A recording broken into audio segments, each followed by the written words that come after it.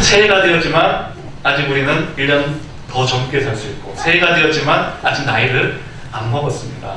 다들 참 좋으신 듯 합니다. 아마 우리나라처럼 나이 계산을 여러 가지 방법으로 다양하게 하는 나라가 또 있을까 싶습니다. 태어난 연도에 이른바 한국식 나이, 지금까지 살아온 한국식 나이가 있고요, 만 나이가 있고요, 띠로 계산을 하기도 하고요, 또 학교 입학에 따라 또 달라지기도 합니다. 지금은 다 동일하게 입학을 하지만 예전에는 7살 때 학교 들어가던 때가 있었죠. 그러면 나는 빠른 몇 년생이다, 이렇게 이야기하면서 애매하게 나이를 또 계산하기도 하고요. 어린아이들은 어떻게 합니까? 떡국 나이라는 게 또 있습니다. 어린아이들은 빨리 나이를 먹고 싶어서 떡국 2그릇 먹으면은 내가 2살 먹은 걸로 생각하기도 하는 그런 모습들. 그런데 이제는 모든 것들을 다 통틀어서 만 나이로 적용을 한다라고 이야기합니다.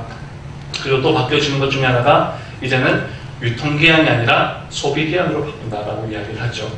유통기한은 말 그대로 기업에서 유통할 수 있는 기한입니다. 유통기한이 조금 지나도 먹을 수 있고 사용할 수 있는데, 이 유통기한에 지나버리면 많은 사람들이 폐기하거나 버리는 경우가 많은 거죠. 그래서 이제는 유통기한이 아니라 소비자들이 좀 더 쓸 수 있는 소비기한으로 바꾼다라고 그렇게 이야기를 합니다. 그리고 최저임금도 9,160원에서 9,620원으로 5% 상향된다고 하고요. 대학 입학금 제도도 이제 폐지됩니다. 그리고 일회용품 사용에 대한 제한들도, 규제들도 더 강화되고요. 또 재밌는 것 중에 하나가 그 유명 브랜드죠. 버버리와 비슷한 체크 무늬 교복은 더 이상 한국에서 입지 못한다고 합니다. 많은 학교들이 이제 체크 무늬 교복을 입고 다니는데 그것이 버버리와 비슷하다고 해서 그것을 입지 못하게 한다라는 이야기도 들었습니다. 이처럼 새해가 되면서 우리 주변에, 우리 생활 환경에 많은 것들이 달라지는 것을 보게 됩니다. 그런 것들을 보면서 꼭 필요한 조치다, 필요한 변화들이다 생각되어지는 부분들이 참 많이 있는데요. 그런 것들을 보면서 생각해 보았습니다. 그런 것들이 바뀌어지고 그런 것들이 변화되어지지만 더 중요한 것은 우리의 믿음이 변화되어져야 할 것이다 생각합니다. 새해가 되었지만 여전히 옛사람에 머물러 있고, 새해가 되었지만 여전히 옛 자아에 갇혀 있기보다 이제 우리가 새 믿음, 새 헌신, 새 은혜를 통해서 우리가 하나님 앞에 새 사람을 입은 그런 믿음의 삶이 될 수 있으면 좋겠다 생각해 봅니다. 오늘 읽은 우리 본문 말씀을 통해서도 우리가 하나님 앞에서 어떻게 새 사람이 될 수 있을까 한번 묵상해 보고자 합니다. 먼저 우리가 절망 가운데 예수님을 바라보는 믿음이 필요함을 기억해야 합니다. 오늘 본문에는 혈루병에 걸린 한 여인이 나옵니다. 혈루병은 지속적으로 하혈을 하는 병으로 레위기 15장에서는 유출병이라고도 하죠. 이 병은 부정한 병으로 간주되었습니다. 이 병에 걸리게 되면 걸린 사람도 부정하게 되고, 이 사람이 접촉했던 물건도 부정하고, 이 사람이 머물렀던 장소도 부정하며, 이 사람이 지나간 길, 심지어 접촉한 사람 모두가 다 부정하게 되는 그런 속성을 가지고 있습니다. 그래서 이 병에 걸리게 되면 어디 사람들 모인 곳이나 공공장소에 갈 수가 없었습니다. 이 병은 이처럼 종교적으로 부정하고 또 죄인으로 여겨졌고 사회적으로도 고립되는 이런 매우 큰 고통을 수반한 그런 병이었습니다. 이 여인이 이 병을 12해를 알아왔으니 그의 삶이 얼마나 고통스러웠을까요? 몸도 힘들고 사람들로부터도 외면당하는 그런 사회적 외로움, 또한 마음의 상처, 여러 가지 복합적으로 너무나 고통스러운 나날들을 보낼 수밖에 없었습니다. 그의 곁에는 가족도 친구도 남지 않고 모든 힘든 문제를 오롯이 혼자서 짊어지고 가야 하는, 그럴 수밖에 없는 상황이었던 것이죠. 더욱 절망적이었던 것은 이 병을 고치기 위해서 이 병원 저 병원 유명한 의사들을 다 찾아다녀 보았지만 그 누구도 이 병을 고칠 수가 없었습니다. 아마 좋다는 것도 다 먹어 보았겠죠. 유명한 병원 다 찾아보았을 것입니다. 병원뿐만 아니라 민간요법, 좋다고 하는 민간요법까지도 다 시도해 보았을 테지만 아무 효험이 없었습니다. 그래서 본문 26절을 보게 되면 많은 의사들로부터 괴로움을 받았다라고 이야기를 하죠. 왜 의사들로부터 괴로움을 받았다라고 표현을 했겠습니까? 의사들을 찾아갈 때마다 이 병은 고칠 수가 없습니다. 저희로서도 해줄 수 있는 것이 없습니다. 아무것도 해줄 수 있는 것이 없습니다. 그 이야기를 들을 때마다 이 여인은 너무나 힘들고 좌절했을 것입니다. 실제로 우리도 의사의 한마디 한마디가 우리에게 얼마나 중요하게 다가옵니까? 큰 수술을 하고 나서 의사 선생님이 와서 수술이 잘 되었습니다. 경과가 좋습니다. 곧 퇴원하셔도 좋을 것 같습니다. 라고 할 때는 우리가 안심하면서 기쁘고 감사하죠. 그런데 우리가 몸이 안 좋아서 병원을 찾았는데 의사 선생님이 이야기합니다. 더 큰 병원을 가보셔야 할 것 같습니다. 저희로서도 어쩔 수가 없습니다. 최선을 다했으니 좀 기다려 보아야 할 것입니다. 라는 이야기를 듣는다면 우리의 마음은 너무나 무겁고 절망적인 상황에 놓여지게 됩니다. 이 여인도 의사들을 찾아갈 때마다 해줄 수 있는 것이 아무것도 없습니다. 라는 말을 들었을 것입니다. 그뿐이 아닙니다. 그녀는 12년 동안 이 병으로 인해서 가진 모든 것을 다 허비하였습니다. 병을 고치기 위해서 좋다는 것을 다 찾아다니면서 먹어보고 여러 가지 도움을 받기 위해서 그가 가지고 있는 돈, 경제적 부분까지 다 허비하였지만 얻는 것은 아무것도 없었습니다. 그래서 본문 26절을 보게 되면 괴로움을 받고 허비하고 효험이 없고 더 중하여져 갔더라. 무려 4번이나 강조하면서 이 여인의 마음과 고통을 표현하고 있습니다. 사중 강조를 통해서 그녀의 고통이 얼마나 힘들었는지 성경에는 기록하고 있습니다. 육체적 질병, 정서적 외로움, 사회적 고립, 경제적인 어려움, 이 모든 것들이 그녀를 힘들게 했던 것이죠. 어쩌면 오늘 우리가 살아가면서 이런 고통과 아픔 가운데 놓여져 있지는 않은가 생각해 봅니다. 지금 직면한 문제는 시간이 오래되었지만 해결될 상황이 보이지 않습니다. 이런저런 문제들을 해결하기 위해 돈을 쓰고 전문가를 찾아가고 조언을 받지만 나아지지 않습니다. 많은 사람들은 이야기하죠. 시간이 달리다. 시간이 지나면 나아질 것 같습니다. 그러나 어떤 문제들을 보면 시간이 지나도 해결되지 않습니다. 오히려 시간이 지날수록 문제가 더 심각해져가는 경우도 많이 있습니다. 전문가의 조언을 받고 어떤 이야기를 듣지만 나의 상황과는 맞지 않을 때도 많이 있습니다. 그러면서 경제적 문제는 점점 더 커져만 가는 그런 어려움의 현실. 이 성경의 이야기가 우리 삶 속에서도 그대로 나타날 수 있다는 것이죠. 이렇게 어렵고 힘든 상황을 보내고 있던 그녀에게 예수님에 대한 이야기가 들려옵니다. 예수님께서는 병을 잘 고치신다라는 소문을 들었습니다. 마가복음은 1장에서부터 예수님의 많은 사역들이 집중 있게 기록되고 있습니다.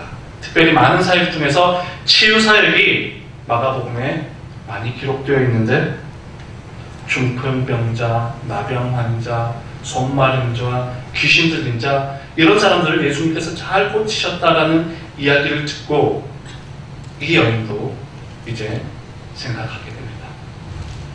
나도 예수님께 나아간다면 내 병을 고칠 수 있지 않을까? 나도 단 한 번 예수님께 나아간다면 예수님께서 내 병을 고쳐주실 수 있을 거야 라는 생각을 하게 되었습니다. 그런데 쉽게 용기 내기는 어려웠을 것입니다. 앞서 말씀드렸던 것처럼 이 병은 사람들과 접촉하게 되면 그 접촉했던 주변의 사람들까지도 다 부정하게 된다라는 인식 때문에 사람들이 모여있는 그곳으로 나아갈 용기가 없었던 것이죠. 내가 예수님께 나아간다면 사람들이 나를 어떻게 생각할까? 사람들이 나를 비난하며 나를 조롱하지는 않을까? 너가 왜 여기 왔느냐? 사람들이 나를 꾸짖지는 않을까? 예수님께 나아가고 싶은 마음, 예수님께서 내 병을 고쳐주시면 좋겠다라는 그 마음은 있지만 또 한편에서는 내가 과연 예수님께 나아갈 수 있는 존재일까? 망설이고 또 망설였습니다. 그렇지만 그녀는 나에게 단 한 번 찾아온 이 기회, 예수님께서 오신다는 이 단 한 번의 기회를 놓칠 수 없다 생각합니다. 사람들의 시선, 사람들의 비난, 그것은 지금 나에게는 그렇게 중요하지 않다 생각하며 두려운 마음들, 걱정, 염려스러운 마음들 다 내려놓고 예수님을 향해 나아가기로 결심합니다.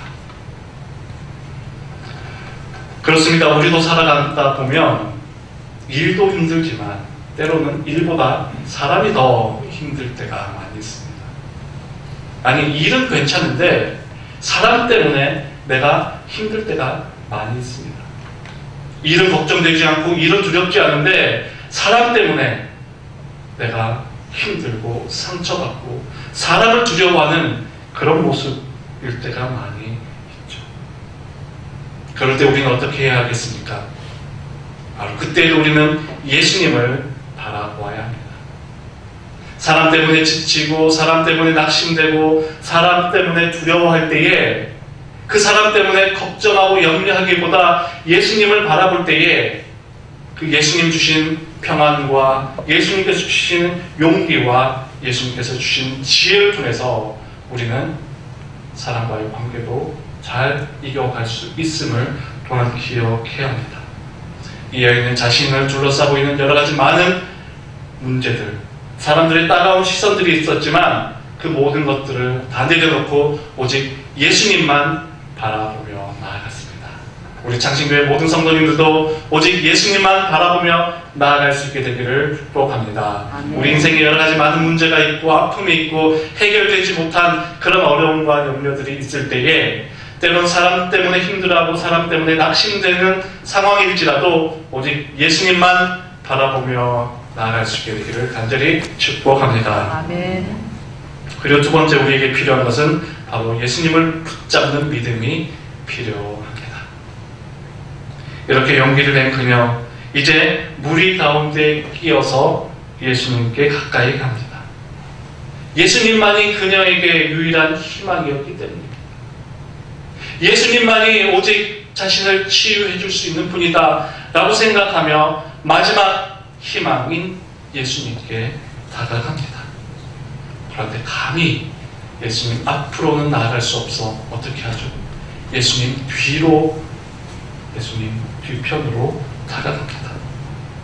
만일 예수님 앞에서 내가 예수님 몸을 잡게 되면 예수님도 혹시 부정해지지는 않을까, 그런 생각이 있었는지도 모르겠습니다.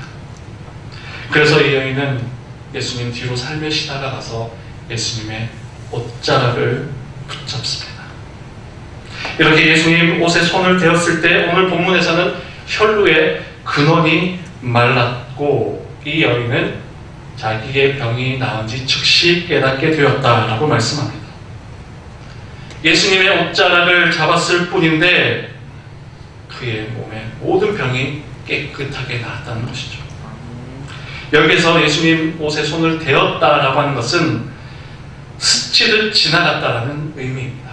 예수님 옷을 꽉 잡은 것도 아니고 혹 사람들이 볼까봐, 혹 예수님이 나 때문에 부정해지지 않을까 생각해서 꽉 잡지도 못하고 그저 스치듯 지나갔는데 그 순간 그 병의 근원이 말랐다는 것이죠. 여러분, 우리가 아파봐서 잘 알지 않습니까? 그 쉽게 걸리는 감기, 그 흔한 감기도 사실 병의 근원을 낫게 하는 것은 쉽지 않다고 합니다. 단지 증상을 완화시켜주는 정도죠. 우리가 아파서 병원에 갔을 때에 약을 먹고 주사를 맞으면 그 증상을 완화시켜주고 시간이 지나야지 우리 자체 면역력으로 그 병을 이길 수 있는 것이지, 어떤 약을 먹거나 주사를 맞는다고 해서 그 즉시 병의 근원이 사라지는 것은 아니라는 것이죠. 그런데 이 여인은 예수님의 옷자락을 스칠 뿐이었는데 그의 병이 완전히 근원까지 말랐다라는 것이죠. 스치기만 해도 기적이 일어납니다. 스치기만 해도 은혜입니다. 우리 옆에 분들과 함께 이렇게 고백해 볼까요? 스치는 것만으로도 은혜가 됩니다. 스치는 것만으로도 기적이 일어납니다. 스치는 것만으로도 기적이 일어납니다. 예수님을 스치기만 해도, 예수님 옷자락 스치기만 해도 기적이 일어나고 회복된다는 것이죠. 그 누구도 이 여인의 병을 낫게 할 수 없습니다. 오랜 시간이 지났지만 이 병은 점점 더 중하여져 갔지만 이 혈루병 여인이 예수님 앞으로 나아가서 그 옷자락만 스쳤을 때에 이미 그 병이 나았던 그런 모습을 보면서 오늘 우리도 예수님 앞으로 나아가서 예수님의 옷자락을 잡을 수 있는 그런 믿음과 용기를 가지고 살아갈 수 있게 되기를 축복합니다. 그 믿음과 용기를 가지고 예수님께 나아가서 예수님을 바라보고 예수님을 붙잡고 예수님 옷자락이라도 스치고자 하는 그 믿음과 용기가 있다면 우리 인생의 모든 문제들 그 근원까지도 해결해 주시고 치유해 주시는 그 기적과 은혜를 누리게 될 것입니다. 아멘. 19세기 초 중국 청나라는 아편 전쟁의 후유증으로 태평천국의 난을 겪고 있었습니다. 반란군의 세력이 하루하루가 다르게 점점 커지게 되자 황제는 이제 토벌군을 보내게 됩니다. 그러나 반란군의 세력이 너무 커서 토벌군이 나갔지만 계속 그 전쟁에서 패하게 되죠. 연전연패를 겪고 있습니다. 전쟁을 계속하지만 계속해서 패하고 있습니다. 그래서 이 위기를 극복하기 위해서 새로운 장수를 보내는데 증국번이라고 하는 장수를 이제 토벌군의 지휘관으로 새로 보내게 되었습니다.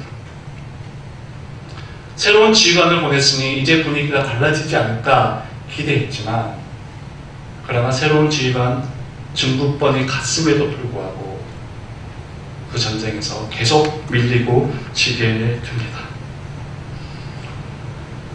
그런데 황제는 이 증국번이라고 하는 이 지휘관을 이제는 교체하지 않았습니다. 증국번이 보낸 편지를 펴서 읽어보니 그 편지에는 연패연정이라고 적혀 있습니다. 그 전에 지휘관들이 보낸 편지는 연전, 연패. 계속해서 싸우고 있지만 계속해서 지고 있습니다. 라고 기록되었다면 증국번의 편지에는 연패, 연정. 말이 조금 바뀌어 있죠. 연전, 연패가 아니라 연패, 연정. 계속해서 지고 있지만 계속해서 싸우고 있습니다. 말의 순서만 하나 바뀌었을 뿐인데 그 뉘앙스와 그 마음에 담겨져 있는 가능성은 완전히 다른 것이죠. 계속 싸우지만 계속 지고 있습니다 라고 했던 이전의 장수의 말이 아니라 지금 계속 지고 있지만 우리는 계속 싸우고 있습니다. 계속 지고 있지만 계속 싸운다면 우리는 이길 수 있습니다. 연패연정. 그 말 속에는 지금은 지고 있지만 이 다음에는 이길 수 있습니다. 지금까지는 계속 지고 지금까지는 계속 패했지만 그러나 우리는 아직 싸울 수 있습니다. 그러나 우리는 다음에는 이길 수 있습니다 라고 하는 그 가능성을 다가왔던 것이죠. 연패, 연전. 우리에게도 이런 마음이 필요하지 않을까 싶습니다. 우리가 살아가는 오늘 삶의 현실, 여러 가지 인생의 문제와 아픔 속에서 좌절을 경험하고 낭망하고 계속해서 실패하고 영적인 전쟁에서도 우리가 주저앉고 지는 것 같지만, 그러나 우리는 결코 이것으로 끝나는 것이 아닙니다. 연패, 연전. 지금은 패하고 지금은 주저앉아 있는 듯 하지만 우리는 다시 일어나서 싸울 수 있습니다. 우리는 다시 일어나서 앞으로 나아갈 수 있습니다. 라고 하는 그 용기와 믿음이 필요하다는 것이죠.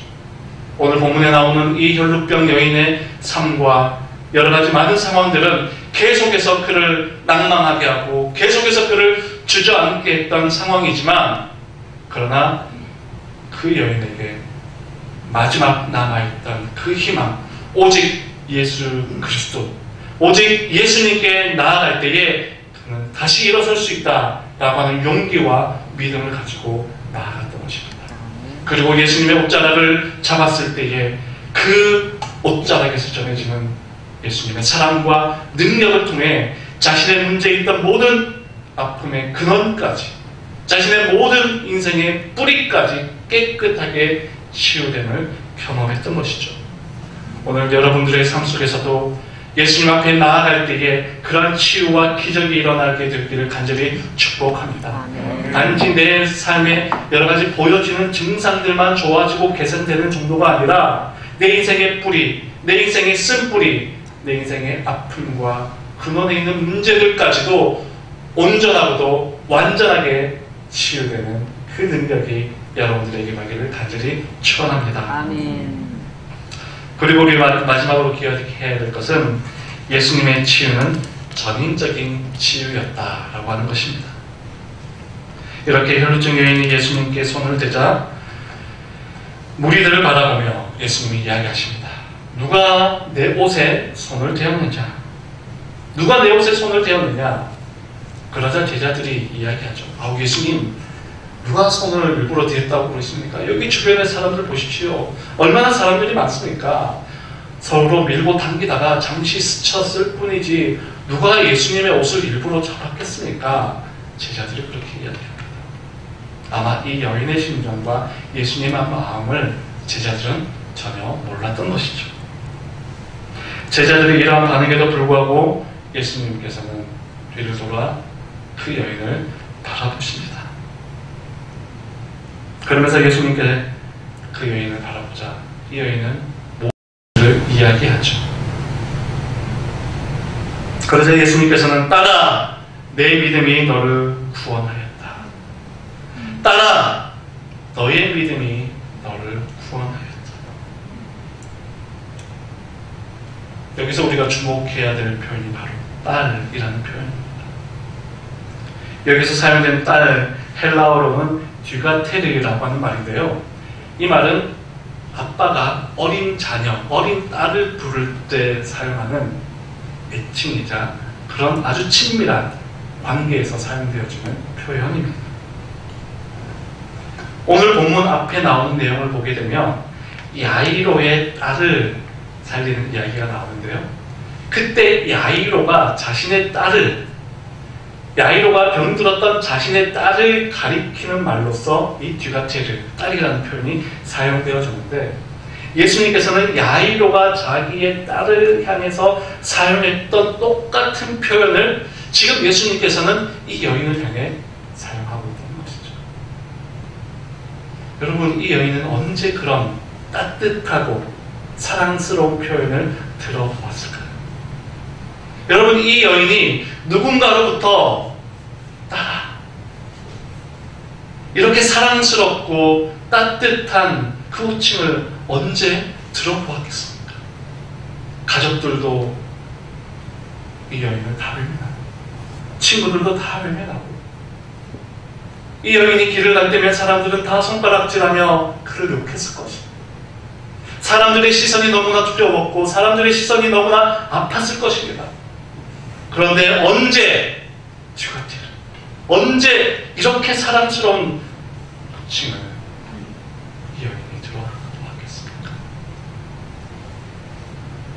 어쩌면 이 여인에게는 그의 몸이 나은 것도 너무 감사한 일이었죠. 예수님으로부터 따라라고 하는 이 사랑스러운 표현을 들을 때에 더 큰 문제, 그에게 있었던 마음의 상처와 공허함과 소외감까지 다 치유되었을 것이라 생각합니다. 예수님께서 그녀를 따뜻하게 바라보시면서 딸아, 너의 믿음이 너를 구원하였다 라고 말씀하시며 그에게 온전한 치유와 죄사함을 선포해 주셨습니다. 특별히 이 모든 과정들이 많은 사람들 앞에서 이루어졌죠. 모두가 바라보고 있는 그 자리에서 이 여인의 병이 깨끗하게 치유되었음을 말씀하셨습니다. 그를 통해서 사회적 관계까지 다 회복시켜 주셨습니다. 내 믿음이 너를 고쳤다라고 말하지 않고요. 예수님께서는 내 믿음이 너를 구원하였다라고 말씀하죠. 이 구원에는 단지 병고침뿐만 아니라 사회적 관계에서의 회복, 마음의 상처에서의 회복, 육체적 질병의 회복, 나아가 결국 하나님의 자녀가 되는 그 은혜까지 누리게 되므로 그녀가 기대했던 병고침을 넘어서는 더 전인적이고 더 큰 하나님의 사랑이 그녀에게 임했던 것입니다. 그러면서 26절 말씀을 보게 되면 예수님께서는 34절 말씀에 보게 되면 예수님께서는 믿음, 구원, 평안과 건강을 말씀하시는 것을 보게 됩니다. 앞서 말씀드렸죠. 26절에서는 4가지 고통이 있었다라고 말씀드렸습니다. 괴로움과 허비와 효험이 없고 중하여져 갔다라고 하는 이 4가지 고통이 26절에 나오고 있다면 34절에는 어떻게 해요? 믿음과 구원과 평안과 건강이 그녀에게 임했던 것을 말씀하고 있습니다. 4가지 고통이 있었던 그에게 예수님을 만남으로 인해 4가지 회복의 사건을 오늘 본문에서는 알려주고 있다는 것이죠. 고통이 크면 클수록 희망은 더 커집니다. 4가지 고통으로 인해서 힘들고 어려운 삶을 살아왔지만 예수님을 만남으로 인해서 4가지 치유와 회복의 기쁨을 누리게 되는 그녀의 삶을 오늘 성경에서는 우리에게 보여주고 있습니다. 우리 인생도 지난날 어둡고 긴 터널을 지나왔습니까? 여러 가지 인생의 문제로 힘들고 어려운 순간들을 보내왔습니까? 그러나 우리가 이제 예수님을 만나게 된다면 그 길었던 시간만큼, 아니 그 길었던 시간 이상으로 하나님께서는 우리에게 더 큰 은혜와 복을 허락해 주실 것입니다. 아프리카 어느 마을에 강이 하나 있었습니다. 수심은 그리 깊지 않지만 물살이 너무 세였다고 하죠. 그래서 사람들은 그 강을 건널 때에 무거운 돌을 하나씩 짊어지고 건너갔다고 합니다. 거친 물살에 휩쓸리지 않기 위해 돌을 짊어지고 건너갔던 것이죠. 혹시 지금 우리가 짊어지고 있는 이 인생의 무게가 너무 무겁게 느껴지고 있지는 않습니까? 그런데 어쩌면 그것은 거친 강물에 휩쓸리지 않게 해줄 고마운 돌인지도 모르겠습니다. 주동석님의 당신이 희망입니다 라고 하는 글에 나오는 내용입니다. 우리가 우리 인생의 큰 돌을 짊어지고 가면서 내가 든 돌은 왜 이렇게 무거운 거야? 왜 이렇게 내가 크고 무거운 돌을, 남들이 들고 있는 돌은 저렇게 작아 보이는데 내가 짊어지고 있는 돌은 이렇게 크고 무거운 것인가 생각하며 원망할 수도 있습니다. 그런데 어쩌면요, 그 돌 때문에 우리가 거센 이 세상의 물살 가운데 휩쓸려 가지 않고 우리의 중심을 잡고 있을 수 있다는 것이죠. 그 무겁고 큰 돌 때문에 우리가 중심을 잡는다는 것은 결국 그것 때문에, 그 돌 때문에 우리가 예수님께 나아가고 예수님을 바라볼 수 있다라고 하는 것입니다. 여러분, 우리 인생 가운데 힘들고 어려운 문제들 있다 할지라도 절망하거나 낙심하지 마시고 다시 용기를 내어 예수님을 바라볼 수 있게 되기를 축복합니다. 아멘. 우리가 예수님을 바라본다면 예수님께서 우리에게 큰 구원을 베풀어 주실 것입니다. 우리가 매주마다 나와서 주님 앞에 예배할 때에 옷자락 잡는 심정으로 주님을 바라본다면 그 옷자락에서 전해지는 능력과 사랑을 통해 우리 삶에 놀라운 기적이 일어날 것입니다. 옷자락 스치기만 해도 일어나는 기적, 옷자락 스치기만 해도 일어나는 놀라운 그 은혜, 여러분 삶 속에 풍성히 누리며 살아가시게 되기를 간절히 축복합니다. 아멘. 기도하겠습니다. 살아계신 하나님, 오늘 우리에게 귀한 은혜 주시니 감사합니다. 12해 동안 혈루병을 앓았던 그 여인이 예수님을 만남으로 그의 문제가 즉시 해결되고 그의 병의 근원까지, 그의 인생의 근원의 문제까지 해결되었던 것을 바라보면서 오늘도 예수님을 바라보는 우리의 삶 가운데 예수님 옷자락을 스치는 그 믿음 가운데 놀라운 은혜와 기적을 허락하여 주시옵소서. 예수님 거룩하신 이름으로 기도하옵나이다. 아멘.